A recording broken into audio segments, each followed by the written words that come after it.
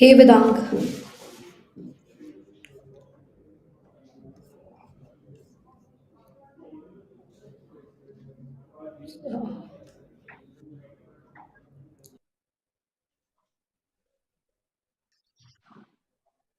Hi, Pawan.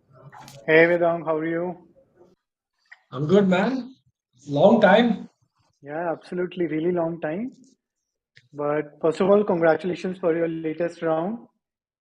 Oh, thank Super you. exciting, I think, like especially raising in this environment. It had its challenges. I'm just I'm glad sure. it's done. Yeah. I Yeah. know.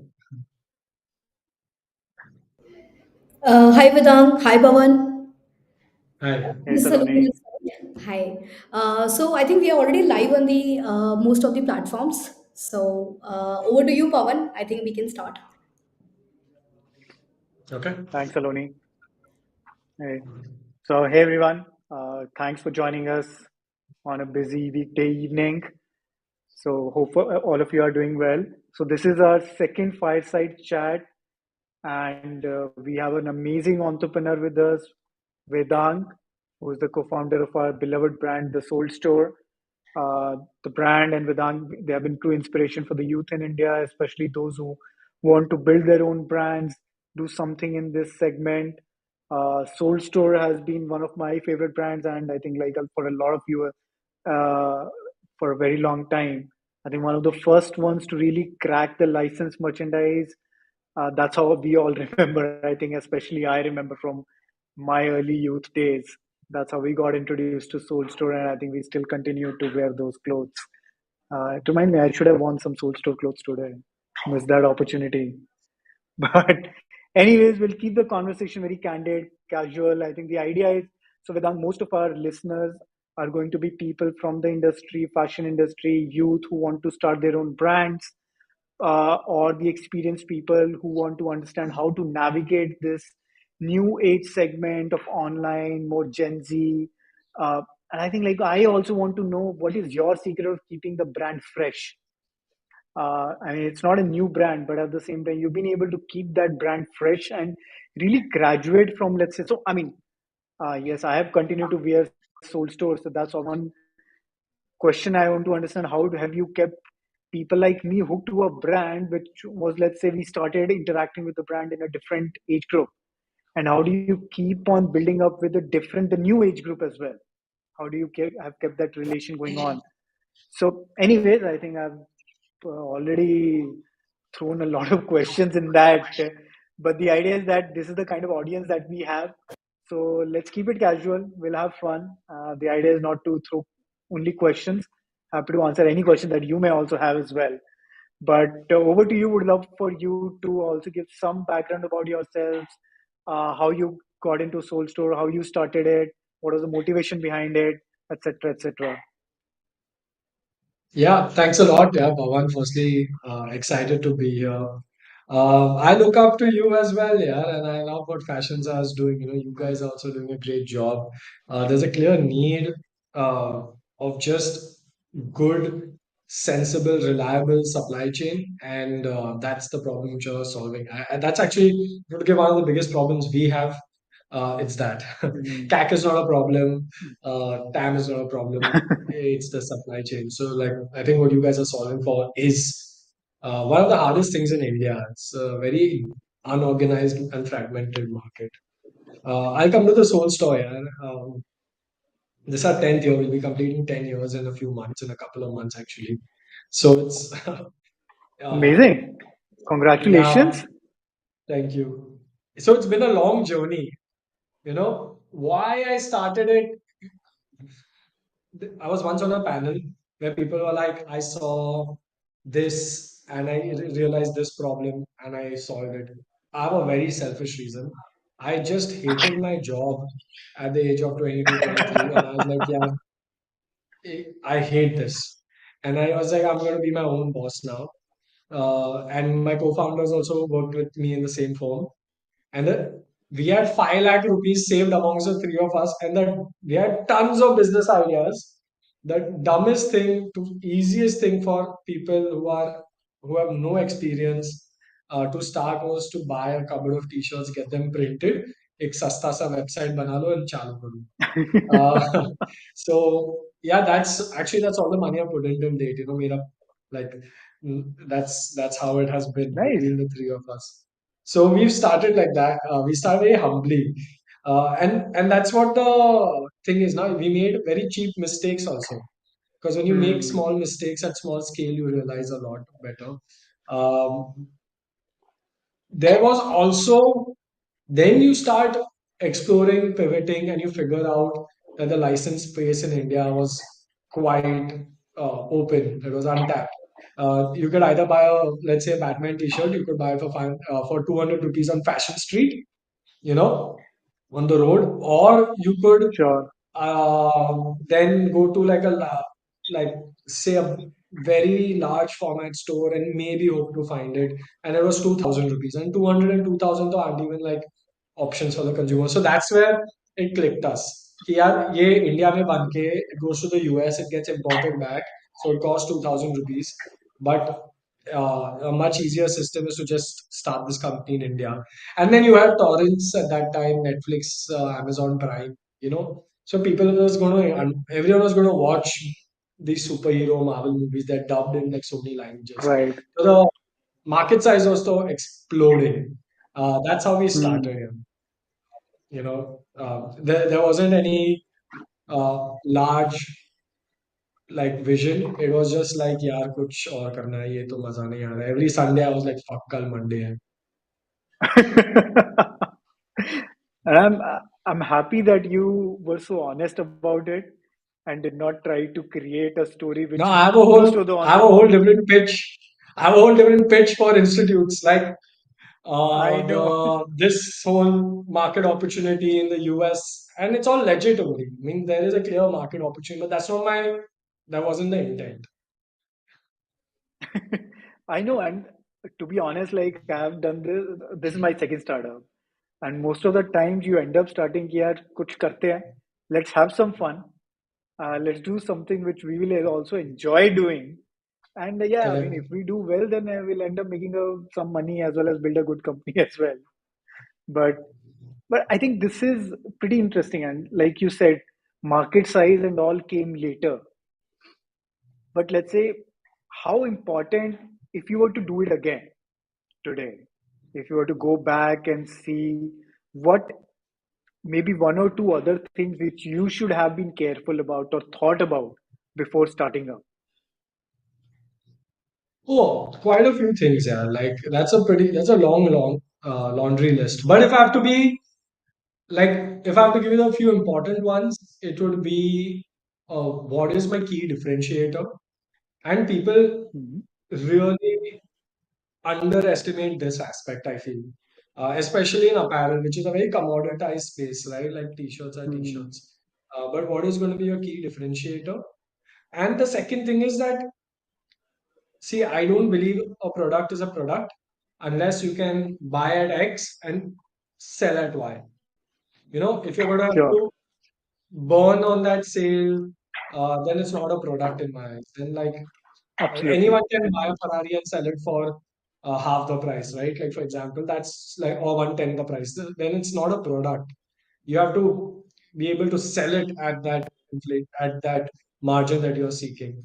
So a lot of people Hmm. don't realize that, and that's also a discovery only. You're gonna have to do a lot of market research, understand what a consumer is willing to pay for this. What else will they pay for, and how much more will they pay versus how much less? What are the other options, etc. But as long as you have a differentiator, I think that's fine. Like you're gonna really uh, do Hmm. well. And you also touched upon market sizing.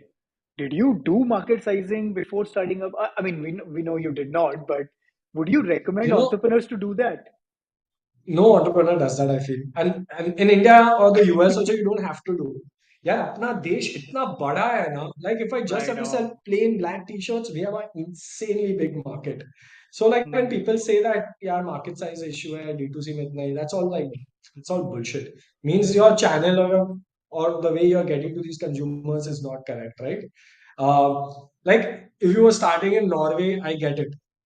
Just Gurgaon's population must be Norway's population. Sure. But Yeah. like in this country, Are you kidding me? You never have to worry about any form of market size. Market बन भी जाएगा. Hmm.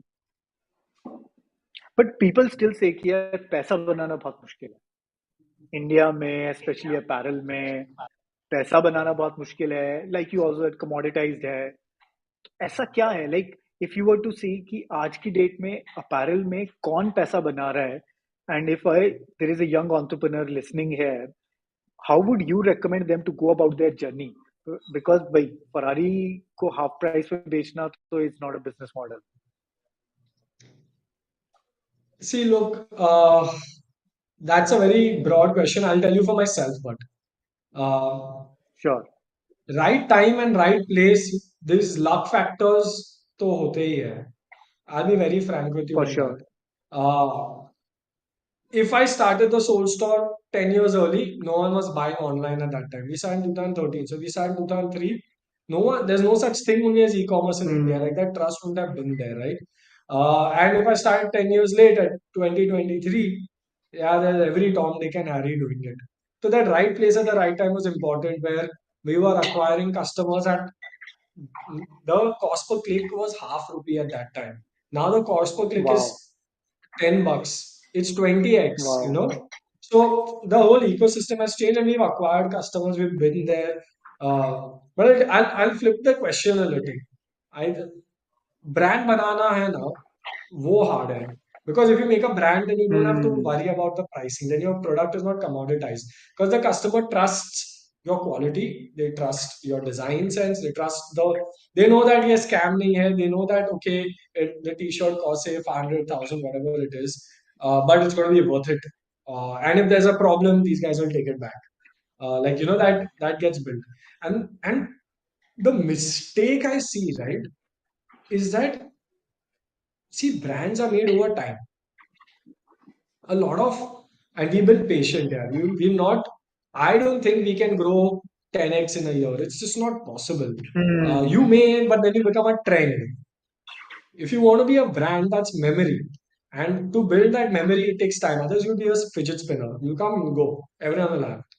Uh, a lot of investors put pressure on other companies. They'll be like, yeah, look at Levi's. And then they'll be like, look at Uniqlo. Yeah, Levi's is right twice as old as this country. And correct Uniqlo was started just out of World War II. So, these are not comparable examples only. I think so. My advice to people is if you're creating a brand, you're in for the long haul.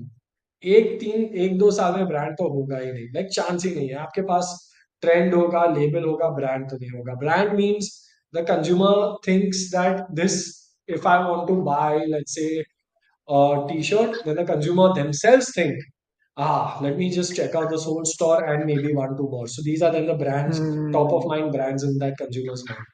If nobody thinks of this and you have to keep pushing out ads, then you don't have a brand yet. So that is actually was going to be a question from my side. So Yeah, rightly said, there is a difference between building a business which sells products versus building a brand. And I think brand comes with a lot of like recall being a very important part of being a brand as well. But did you, let's say, for example, especially I see so many of these young startups starting out exclusively with marketplaces, wherein they are also just one another product out there and obviously they start getting sales initially there is a whole lot of distribution that these marketplaces have now it does give them initial start they're able to build some volume within the first 12 months but then I see them struggling after that now again if you were to build a brand in today's world would this be the path that you would take I know like you're still not heavy on marketplaces right absolutely not. But I'll tell you. देखो, I'll tell you what our logic was. Okay, we just started a marketplace say 2 years back. Because hmm. let me take you through what people are doing. They are looking at their business internally without seeing how the consumer would look at them. So let's say how a consumer looks at your business.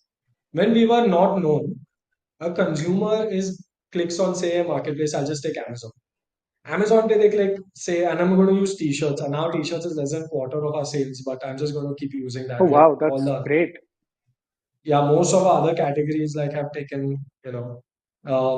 So I click on t-shirts. I'm scrolling. I see a Nike t-shirt, Levi's t-shirt, some in-house brands t-shirts. I see the Soul Store, and yeah, then someone, let's say they buy the Soul Store. They like the design and the pricing, and it all matches. They get buy it. If that consumer wears it now, and his or her friend will come and say, hey, where do you get that from? They're like, "हाँ, Amazon se liya must." So your brand isn't even built, you know. And what have you Correct. done for that sale? Amazon takes a large percentage, in their logistics, etc. You've not built a brand, you've just made a transaction. So if you haven't made money, so it's the most fruitless thing there has been. Um, Mm. and what also happens is that you have to sometimes pay Amazon since you're small and young, like ad money and starting money, which I feel is like a sin at these days. Like I can't tell you how if you're not making money, then what have you achieved only on that transaction? Unless you made money, then fine, you Absolutely. made money. Let me take it the other way around. Okay, what we've done, we first built out the D2C, only D2C for the first 6 7 years. So people know the Soul Store, that website is built out. So we have a customer base which knows that I bought this from the Soul Store. There is no Amazon ka brand hai, internet ka brand hai, Soul Store. Then we went live on marketplaces, and already there's some recognition for the brand. We've got celebs, Hardik Pandya, Sara Ali Khan, etc., etc. And we've grown, I think, over 400 to 500% on marketplaces within a year. Because, Oh, wow. and we don't spend on marketing. The base was small. But we don't spend on marketing. I think it's 2%, or 2.5% or something like that on the revenue, which is negligible. We also do that Sure. just to Yeah. keep checking to make sure our what we are doing is correct. So you need to have that Yeah, absolutely. ROAS number. Um, Right. and we realized that now people go on Amazon, they buy the Soul Store, and they're like, I bought a Soul Store product. Just like a Nike shoe. A Nike shoe, when you buy it on Amazon Myntra, you're like, I got these Nike shoes, they're great. Unbranded, Hmm. मैंने ये Myntra से खरीदा है. That is the logic on why I feel like if you go on marketplaces, either make a ton of money on it or be there for discovery, but absolutely don't burn money, don't market it. You have to first grow the brand. Or you are, I mean, there's so many caveats to this, to be honest. Or you just have so much money to blow this out of proportion and do all the branding activities. So then, if you're available on the marketplace, it works. But I think, Yeah. like like like most D2C founders, you're probably starting quite humbly. Uh, Hence, go with strategy A and not B. Yeah. I think one thing that you also said, like you were exclusively D2C for 6 to 7 years. And what I have seen entrepreneurs make the biggest mistake is assuming that businesses get built overnight. So businesses take time to build, businesses take their own gestation period. Like Yeah. there's no hack to creating a brand. Like I'm pretty sure even if we end up spending 100 CR in 2 years trying to build a brand, it would still might end up becoming a fidget spinner. Obviously exceptions always exist, but like how are you so patient for those 6 to 7 years? I'm sure there were so many other brands which got funded during that time who end up spending big, who were like at least claiming to be large numbers. And now we know like a lot of them shut down as well. There was no real business back there. But what kept you disciplined and patient for that that such a long period? See, I never did it for valuations or selling the business. So Mm, I wanted to build a business which does good business. And every time you try to accelerate growth, beyond what's organically happening, you do bad business. So like you'll try and spend extra on marketing, then your CACs don't make sense, and that flow sure. doesn't happen. What's the point? And then because your CAC's not making sense, you want to reduce your COG, so you cut down quality, and then that reduces your repeat rate. Like none of this is sensible. So I feel like because my intent was always to create a great business, and maybe I also dreamt less. I have overachieved, and how, as per my aspirations, I'll be frank.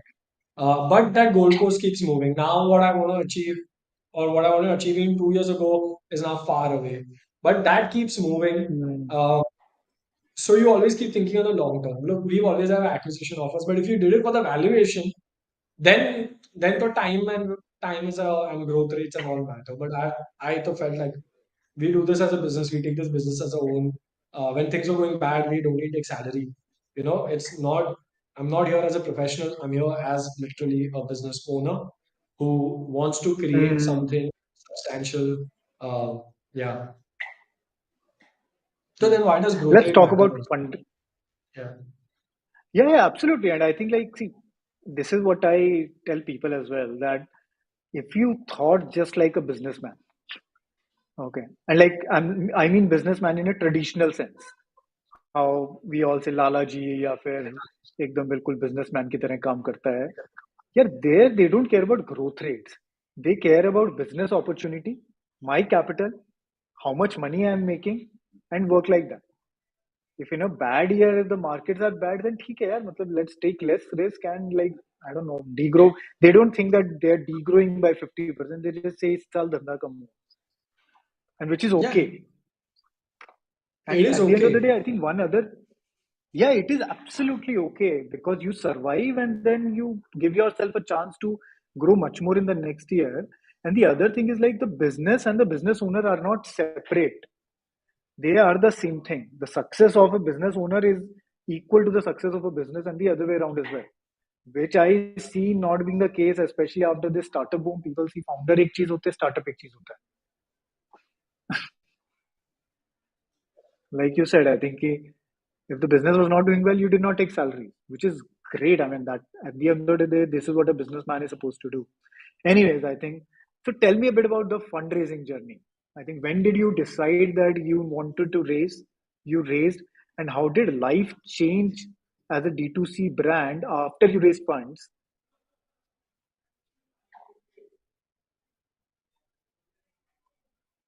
Hey, sorry, my internet misbehaved. Oh, okay. Okay. Maybe so I'll come again. So I was Yeah. saying that let's talk a bit about the fundraising journey. So, Okay. when did you raise your first round? How large was it? Why did you raise it? And how life changed after that? Okay, great question. A hard question. I'm going to say that. Um, See, ours is a I very hope your atypical investors are not journey. listening. It's a very atypical journey. We started in 2013 with 5 lakh rupees, right? Okay, till 2018, 5 lakh rupees was the only amount of money that was put in the business, and we had grown to a 30 crore business already. So, some insane return on invested capital if you think about it, right? Wow. Yeah, unheard of actually for an internet company to D2C to have done it. But I know. How long did so that take? 5 years. So 2013 to 2018 grew Wow. it to a 50 crore company. And see, patience brings everything. Yeah. Like, हो जाता है, you know. I'm sure. Uh, we raised the first check of 10 crores in 2018. Then we grew to a 100 crore company, then raised 70 crores from elevation, then grew to about close to now a 400 crore company. Then we raised our last round recently at 135 CR. I don't think I needed this money also. It's actually a lot of safety nets and all because we're decently I'm sure. profitable. And now I guess in 3 4 years we want to IPO. So I'll tell you about the funding. If you are in a when you don't need the money is the best time to raise. I'm going to be very frank. Hmm. Like otherwise it gets very hard, it's brutal, your bandwidth gets taken, and your valuation is one of the 100 points you negotiate. Pawan, you would know this. So you lose all those negotiations, but if you're in a good place you win all of them because they don't care. They're like, acha company hai, it's long term, great thinking. They'll investors. I think we've had ups and downs as well. It's very important, like just how I've raised right now, to keep that buffer there so that you're never raising money to survive. You're raising money to grow, and there's a very Hmm. big difference in the two. You know, I do feel like right now is a very hard time to raise money. So I would ask people like be careful. And one friend of mine, an entrepreneur, he said a very good thing. Uh, his friend asked him, "Should I raise money before starting or 6 months into it?" He's like, "Before, because your promise is stronger than your execution." Uh, but uh, I but totally that's agree yeah. with I that. think I would also do that. And I think, I mean, it does come with a flip side. And I think one of my questions to you as well, so not exactly related to Soul Store, but one mistake that I see founders, and I think it is even more so relevant with D2C, is people end up raising a lot more at promise. And which I have seen people struggle. Like if you raise, for example, $2.5 million for a niche D2C brand to begin with, it just becomes a lot tougher to prove that scale, get to that scale very quickly so that you can even raise a meaningful next round. It's unreal. And so I've never, by the way, chosen the highest valuation ever. I've Oh, in nice, every nice, round because, and it's not because I didn't want the highest valuation. It's because that partner who we want to associate with needs to be aligned with us by saying that, yeah, we are people who like to run good businesses. I am not going to burn money and grow 300%. I will not do this. So I actually Hmm, started a checklist of these are the things we don't do. And a amazing, lot of people filter out in that. कि यार, I'm not going to like we our CAC is even today. Okay, a new user CAC is like at a is like a blended CAC is say 130, 140 rupees. Even today, our blended CAC is 130, 140 because I refuse to make Mark Zuckerberg any richer than he is today. nice. There's no there is that ROI doesn't make sense only. So a lot of these D2C guys, they raise this money and then you're on a treadmill to grow and then raise the next round, right? That's basically what happens. So what they would do is like they're spending say 20%, 30%, 40% in marketing. So वो CM2 ही negative है कि break even है. तो I'm like ठीक है. If you are spending so much to acquire customer, मतलब तेरे repeats एकदम एक solid होंगे. Otherwise, what's the point? The Hmm, customer you spent 100 rupees to acquire them. The customer gave you 100 rupees for the product. You made a loss on that transaction. And if they don't repeat, what's the point? So, but they have high CACs and low repeats. That means to sustain that revenue, they have to keep burning that money. And then that eventually absolutely. just one day someone just says this model doesn't work and they won't get invested. And then they have to shut the business, which is very painful. So I feel like while you have some money in the bank, it's okay to degrow. Absolutely okay to degrow because ये investor के लिए ना एक portfolio है. For us, it's our life.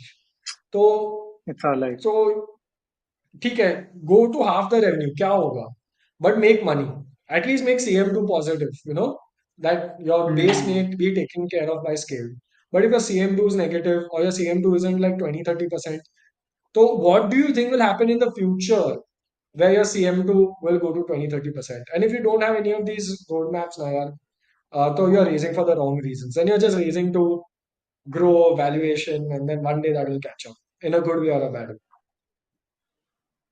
very, very valid point. What is so? What would be your suggestion to, let's say, somebody who is a very young guy and starting up the business in fashion? Where do they raise their first round? Maybe they just need 50 lakhs, 25 lakhs, or even maybe a 1 CR to start with. Who are the right people to raise from? See, look, if you're young, so your friends don't have anything, so you have to go to your family. Sure. I mean, most of your startup will come from them. But, and then there are tons of angel networks. I think, Pawan, in fact, I would ask you this question. You've done that journey better than me. I haven't raised only when I was young. I did it at a much larger scale. Yeah. Actually, why don't you tell me and I will learn a little here. Like, where did you raise your first check? Yeah, I think like so. What I meant specifically was how should a D2C founder go and raise money from? And over the time, what I've realized is that D2C investing ecosystem is slightly different from, let's say, a normal tech or startup ecosystem. And by the way, it should be because if so, I have done the mistake in the past that I've personally invested in a few D2C brands as well as recommended D2C founders to go and, let's say, raise from normal regular startup investors. The challenge there is, I think, they want returns much quickly and bigger. So, for example, with a proper, like somebody like an elevation, I think, for example, like they're common investors, so we can talk, we can bitch about them here. But after they invest, their typical fund life cycles are 5 to 8 years. So they want a return in 5 to 8 years, and for them, pretty much they want to be able to deploy a large amount in the company and still be able to make returns of almost like close to 20 to 30x in the company. That is when it makes sense for them. So 20 to 30x means that you need to have at least $1 billion outcome for them, which becomes Yeah. very difficult when you are a D2C brand to have $1 billion outcome in 5 to 8 years. Now, that is where I see founders struggling, that they try to grow very quickly, very fast. And I don't think, So like you said, yeah, if you're building a brand, then it takes time. it does. It does. So maybe elevation needs to come a little later into your thing, when you already are Sure. almost stable. So I like very hard to comment on elevation because actually Deepak is the most patient guy on my board. So I to love it, man. All our investors actually RPSG knows consumer really well. Deepak's a Hmm. great guy. RPSG, that's Abhishek, Yeah, and yeah, now we absolutely. just have Exponentia. Those guys are the very traditional. They do love profitability. So a lot of Amazing. my stars are aligned. Out here. But you're right in the general sense. Like tech investors cannot invest because their funda is I need a 30 or a zero. But D2C companies actually go in between a 5 and a 10. And if you try to achieve the 30, you're going to definitely be a zero. It's like blackjack. If you hit too hard, you'll cross 21. Then you're going to become a zero. Same page.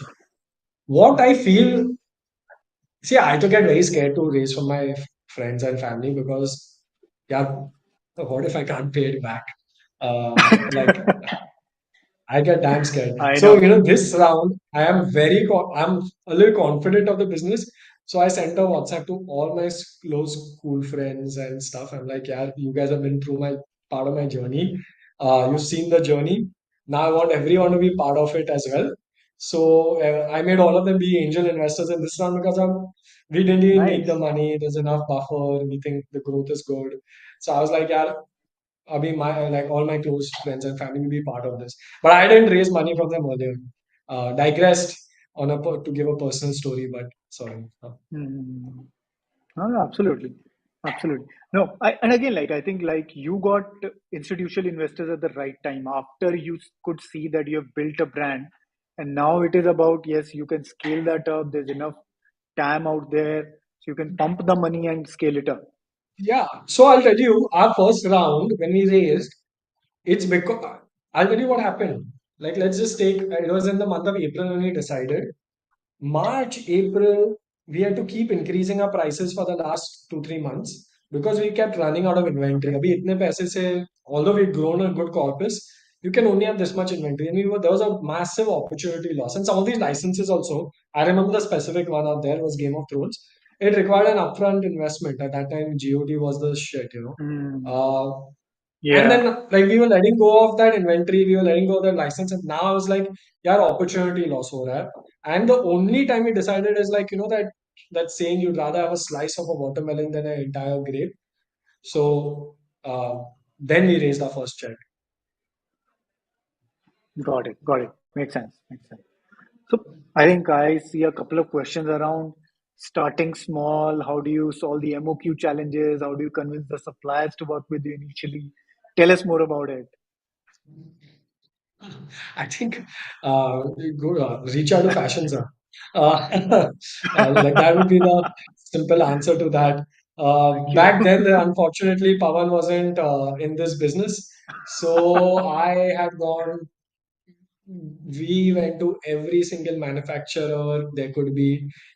Out of say 20, 19 rejected us. Then one guy said, I will do it, but at my own timeline. We sat there, actually made friends with his printing guy, his this guy, and we got cheated also by half the people. It's all part of the learning and the journey. Like, but when you try small, like literally our first batches were like 30 pieces, 50 pieces.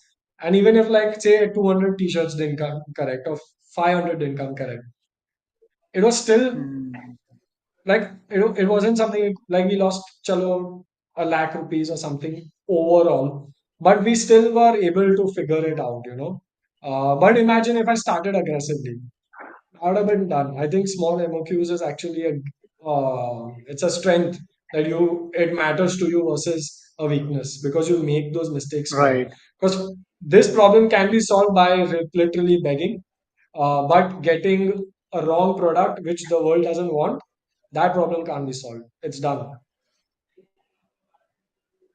Hmm. Absolutely correct. And I think like this is what I like you have to do. You have to obviously go and hustle. But there are enough people out there who will support you, if not for profit, but at least to just like be able to support some young entrepreneurs. And I think like there are solutions out there. Obviously, you can come to us. We're always there. Yeah. I mean, you got to Uh, knock on every yeah, door and hope something opens there. That's not even part of the MOQ journey. That's just part of the startup journey. Like, yeah, I'll give you an example. absolutely. Like, we had partnered up with comedians initially to make their merch. That was our first licensed gig, Okay. actually.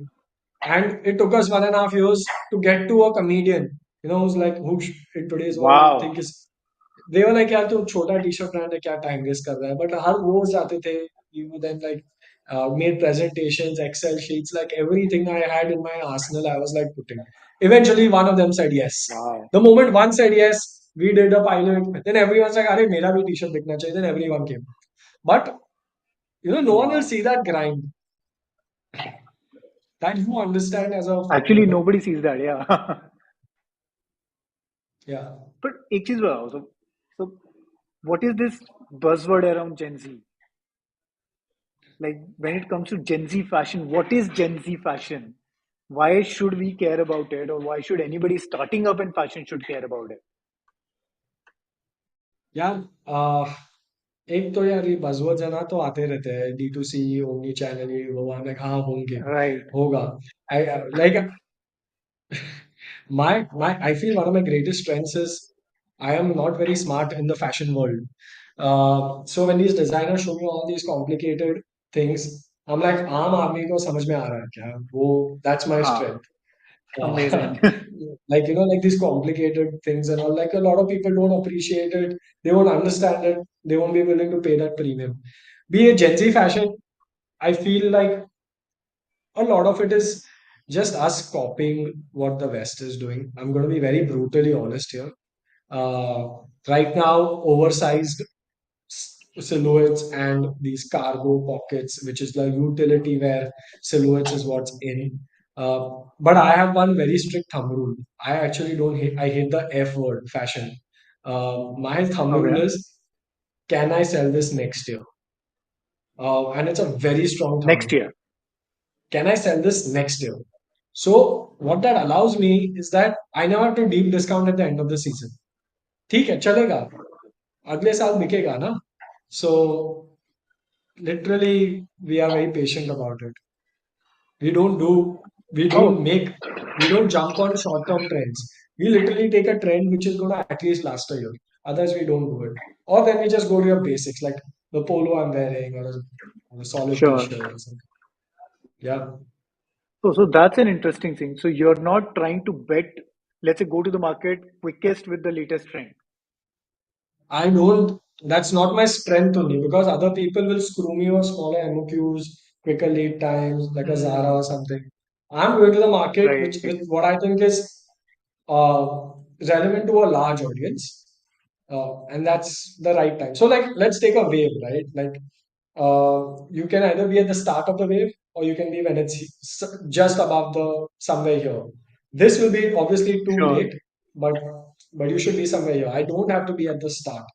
And because the effort to be at the start is very high, the audience size is very low. You should be while you see that trend. That's how I believe it. Although, having said that, our strength is design. Like we will have the best designs at all points. Even if there is a trend Hmm. that is there, we will make sure that our inspiration of that trend is the best. And that's like literally in every design meeting, we started with we have these six religious statements. One of them is the soul store has the best designs. So we start with that religious statement. So everyone literally reads that, and then the designs get presented. So the thought process only, if you're selecting, if it doesn't hit that religion statement, don't select. Hmm. That's interesting. That's a very different. What is your? Where do you get your? What is your personal style statement? I know once you told me that you wear sold store t-shirts even on dates, but that's more for a conversation starter than anything. What is personally No, Vedant's fashion? yeah, the topmost t-shirt and the topmost pant in my pile is my fashion. Least effort. I'm gonna be I'm very honest, super honest with you. That's how I'd like to do it. I feel eventually, as long, and I usually try to do most basics only, and some prints which I can relate to, like Lord of the Rings and Superman and stuff like that. But Okay. I'm very understated as a person, not in personality, but in clothing. Nice, nice. Now, tell me one more thing. I think, like, obviously, you started 10 years back. So, people like us, you and me, were young at that point of time. That was the customer segment. Now, the customer segment is new. The earlier customer segment has matured, has probably gone into more corporate jobs. Their style statement must have changed. How have you kept up with this all along? See, again, I think two things have happened. First to just realize, Pawan, that we are in a very good, we target a very golden age, which is a 25 to 28-year-old, and Hmm. everyone wants to be that age. When you're 15, you want to be 25, and when you're 40, you want to be 25. So as long as you solve for this now, people will try and so you and I are also dressing like 25-year-olds only. Deep down. Absolutely. We don't want to accept that we're old. Uh, the so honestly, that's one of the second thing is the market scenario has been very good for us. I don't think 30-year-olds today dress like how 30-year-olds dressed when our dads were 30, Hmm. or our moms. We are mostly male dominated, that's why it's declared. But and that's a core difference. Like, and then the pandemic hit, casual wear became even more mainstream, and like formal shirts and all started Sure. reducing. Because when people started working from home, they were casual wear, and when they started coming back to office, that kind of stuck in. Very like you may see this even with a lot of VCs and all. Like those who wore shirts actually have come to polos. Those who wore polos came to round neck collar t-shirts. So Correct. that Right. trend actually helped us a lot more. Like sometimes the right place, right time. But I'll tell you something. If that trend didn't happen, we would have forayed further harder into more semi-formal wear and things of that nature. So you have to extrapolate what's working. Got it. Got it. So it's still like it is not that you are just focusing on one particular need. It's just that you're trying to go into every niche that your customer is going after. It is just so happened that your customer stayed in this niche. But I think I like the fact that you're saying that you would have gone into semi-formal if, let's say, pandemic had not hit. If you don't evolve, you will die. That Right. is the obvious. You can't you that's why I get very scared of brands which grow too fast, because then you've grown on a specific trend, and then when that trend goes, Hmm. that's all your brand is known for. And then when that trend goes, you will also like be lost in memory. Makes sense. Where do you see the opportunities in fashion in 2023 or maybe 24? Oh man, I look. I'm actually not even a fashion expert. I'm going to be frank, but I'll tell you what expert I think I am. Common sense. Look, no, what I'm going to come back Yeah. to the brand bit. If you build a brand that's likable and relatable to the customer, then products can keep evolving, but the brand will remain the same.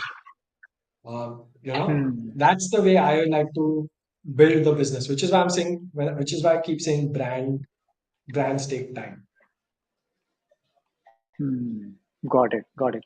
And like, is it a good idea for, let's say, a clothing brand? So I will avoid using the word fashion. Otherwise, you'll keep on saying that you're not an expert. And we all know that is not the truth. But anyway, but is it a good idea to, let's say, build a brand maybe on the top of apparel, and then go and diversify into other segments, let's say non-apparel or maybe even non-fashion? So one though I think it's a good idea. Let me just start with that. But I will give you the Hmm. caveat. It depends for what you have. What are the customers remembering you for? So I'll give you an example. Customers remember us for first design, then Hmm. comes quality and fit. So it's become design, quality, fit. So it's become quality and fit. I'm putting in the same bucket, design and quality. Now, if I launch a pillow Sure. cover, customer or a backpack, customers won't be like, "Why is Soulstore doing this?" I think it completely fits into why they remember us, and then they'll buy the backpack from us. We launched sneakers recently, by the way, and those are like, and they're very cool designs. Should check like, but they're not like plain sneakers. They have like money heist, Black Panther sneakers, and but customers will buy that from us because they relate to us with design and then quality. Uh, if you are Hmm. known for a specific thing, then which is not this. Like if you're known for latest fashion trends, and all of a sudden you Right. try to sell face wash, then that's not going to work. But if you're known for just good product, good design, good quality, then you try to sell face wash. I think then your captive cult like high repeating customer base will buy face wash from you. So let's take Maruti Suzuki. They are Right. purely known for like automobiles. I will not buy fashion from them. But if I take like Apple, now I'm being very meta, but Apple releases a clothing line, I think people will buy it because they relate to Apple with high design, high quality, perfection. It's a Yeah. statement. And I mean, I would probably not even go to Apple, maybe let's say BMW, Ferrari. Now, these are more lifestyle brands. People buy Correct. their clothes. Absolutely right. So Ferrari is known for just its high performance, and you want to relate to that, right? Right. Uh, or BMW is known for a certain aspiration. You want to relate to that. So those brands can Correct. get into every product I can think of. Yeah, BMW can sell face wash. Absolutely. It can sell anything, right? Like, and all of these would make sense. Bags, too, they do. In fact, I think 30% of Ferrari's revenue comes from non-automobile. Oh, I'm pretty sure. Like, I'm absolutely sure. And they are Yeah, like, I mean, I've been following them since the Formula One days. Like, I mean, I started following Formula One in early days. So honestly, I never thought that I could ever afford a Ferrari. So I would always see कि अरे Ferrari का कुछ छोटा सा कुछ भी मिल जाए. Like for correct. me, Ferrari was just a representation of following that particular Formula One team. Never was about owning a car. Absolutely, man. Yeah. I have one question from Arif. Is returns a big problem for you? How do you manage returns? Uh, it's becoming a bigger problem with increasing silhouettes. Uh, it's a very Hmm. complicated process actually. We have a full team that looks into this in the product development team.